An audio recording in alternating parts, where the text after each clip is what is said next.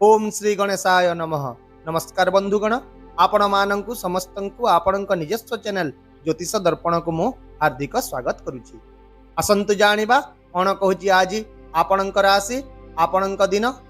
तेबे चालंतु वीडियोटी आरंभ करिबा आजिर सुविचार सहित। बंधुगण, केबे भी हार मानिबा पूर्वरु निश्चित थरे भाबी देखंतु जे आपण केते कठिन परिश्रम करिसंती, कारण बेले बेले सफलता केवल गोटे पाद दूर रे रहिताय एवं सेही गोटे पाद ही समग्र जीवन को मध्य बदलाई दे थाए। एबे आसंतु जानिबा आजिर पंचांग। आज हेउची 17 अक्टोबर 2025 शुक्रवार, कार्तिक मास कृष्ण पक्ष एकादशी तिथि, मघा नक्षत्र।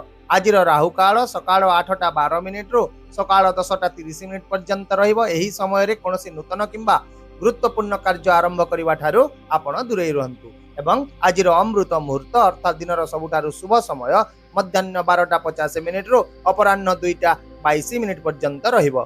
चंद्र आज सिंह राशि रे एवं सूर्य कन्या राशि रे गोचर करिवे। चलंतु एबे कुंभ राशि रो आजिर दैनिक राशिफल विषय रे विस्तृत भाव रे आलोचना करिबा। ग्रह नक्षत्र गुड़िकर स्थिति दृष्टिकोण आज दिनटी आपणक पई एक अत्यंत शुभ दिन हेबाकु जाउची। भाग्य आपणकर सपक्ष रे रहिबो। असंपूर्ण कार्य गुड़िक गतिशील हेबो एवं अनेक स्थगित कार्य गुड़िक मध्य समाप्त हेबो। चाकरी करुवा व्यक्ति मानंकु कार्यक्षेत्र रे उपरिस्थ अधिकारी ठारू समर्थन मिलिबो। ता सहित किछि नूतन दायित्व मध्य मिलि पारे, जा भविष्यत रे समानंक पई पदोन्नतिर रास्ता खोलिबो। सेही परि व्यवसायिक लोकंक पई दिनटी लाभदायक हेबाकु जाउची। लाभ वृद्धि पाइबो। पुराना ग्राहक गुड़िक पुणी फेरी आसिबे एवं नूतन सुयोग पई पथ प्रशस्त हेबो। एहा छड़ा आज एक बड़ चुक्ति किंबा डील मध्य चूड़ांत होई पारे, जहा भविष्यत रे आपणको बहुत लाभ प्रदान करिबो। विशेष भाव में आज आपण निजर सकारात्मक चिंताधारा एवं आत्मविश्वास आपणको प्रत्येक क्षेत्र में सफलता आनीदेव। किंतु मन रखंतु आज तरबर हुंतु नाही एवं निज बुद्धि रे ही निष्पत्ति गुड़िक नियंतु, जहा आपणको सफलतार चाबिकाठी हेबो। आउ मध्य दिनटी छात्र छात्री एवं युवक मानंक पई उत्साह रे परिपूर्ण एक दिन हेबो। समाने निज पाठ पढ़ा रे ध्यान केंद्रित करि पारिबे एवं समानंकर अध्ययन सफल हेबो। यह छड़ा आज बंधु किंबा परामर्शदाता मार्गदर्शन आपणक पई बहुत लाभदायक होई पारे। आर्थिक दृष्टिकोण मध्य आज एक अत्यंत शुभ दिन हेबाकु जाउची। आयर किछि नूतन उत्स खोलिबो एवं पूर्वरु अटकी रहितबा टंकार पुनरुद्धार हेबो। सेही परि व्यवसायी माने भल लाभ पाइबे। जे कोनोसी निवेश अप्रत्याशित लाभ प्रदान करिबो। यह छड़ा जदि आज आपण एक नूतन प्रकल्प किंबा योजना रे पुंजी निवेश करने को चिंता करछंती, तेबे दिनटी विशेष भाव में अनुकूल रहिबो। तथापि कोनोसी बड़ निवेश करने पूर्व जड़े अभिज्ञ व्यक्ति परामर्श निश्चित नियंतु। पारिवारिक खर्च आज स्वाभाविक रहिबो, किंतु किछि जरूरी जिनिस उपरे अतिरिक्त खर्च मध्य होई पारे।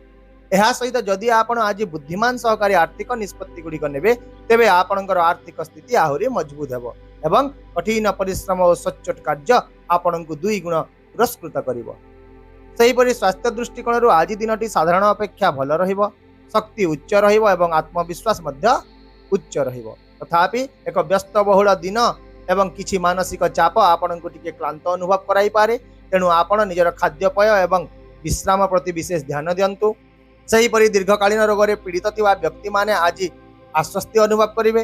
विशेष भाव में आज आपणक पई योग ध्यान एवं हालुका व्यायाम बहुत लाभदायक हेबो एवं आपण बाहर खाद्य किंबा छणा खाद्य खाइबा ठारू निजको दूरे रखंतु। ता सहित आज दिन सारा प्रचुर पानी मध्य पियंतु। सामग्रिक भाव में आज आपणकर स्वास्थ्य स्वाभाविक रहिबो।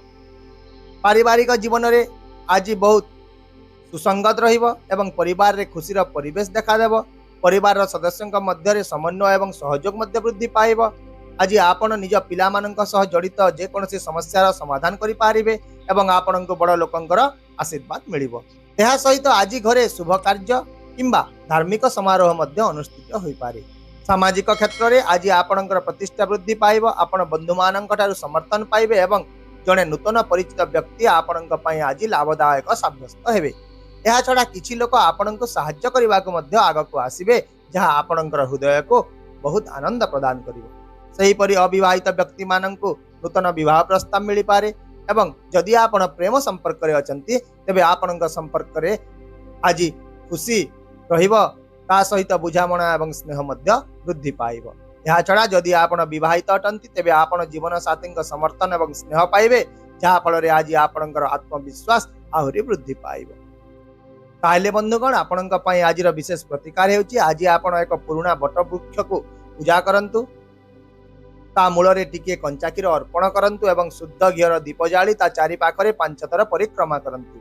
ଏହା ସହିତ ପିମ୍ପୁଡ଼ି ମାନଙ୍କୁ ମଇଦା ଓ ଚିନି ଖାଇବାକୁ ଦିଅନ୍ତୁ, ଯାହା ଫଳରେ ଆଜି ଆପଣଙ୍କର ଭାଗ୍ୟ ନିଶ୍ଚିତ ଭାବରେ ଉଜ୍ଜଳ ହେବ, ଆପଣଙ୍କର ଆତ୍ମବିଶ୍ୱାସ ବୃଦ୍ଧି ପାଇବ ଏବଂ ହଠାତ୍ କୌଣସି ଆର୍ଥିକ ଲାଭର ସମ୍ଭାବନା ମଧ୍ୟ ସୃଷ୍ଟି ହେବ। ଆଶା କରୁଛି ଭିଡ଼ିଓଟିକୁ ଆପଣ ସକାରାତ୍ମକ ଚିନ୍ତାଧାରା ସହିତ ଗ୍ରହଣ କରିବେ ଏବଂ ଆପଣଙ୍କର ଦିନକୁ ଆହୁରି ସୁନ୍ଦର କରିବେ। ଯଦି ଆପଣଙ୍କୁ ଆମର ଏହି ଭିଡ଼ିଓଟି ପସନ୍ଦ ଆସିଲା ତେବେ ଦୟାକରି ଭିଡ଼ିଓଟିକୁ ହାଇପ୍ କରନ୍ତୁ, ସେୟାର କରନ୍ତୁ ଏବଂ ଆପଣଙ୍କର ମୂଲ୍ୟବାନ ମତାମତ कमेंट बॉक्स रे निश्चित भाव में जनातु। ता सहित आम चैनल को सब्सक्राइब करने को मध्य भूलंतु नहीं, कारण प्रत्येक दिन आम आपणक पई आनी थाउ सठिक सहज एवं निर्भर योग्य राशिफल। तेबे आसंता काली पुणी देखा हेबा आउ एक नूतन राशिफल वीडियो सहित। से पर्यंत विदाय दियंतु। नमस्कार। जय जगन्नाथ।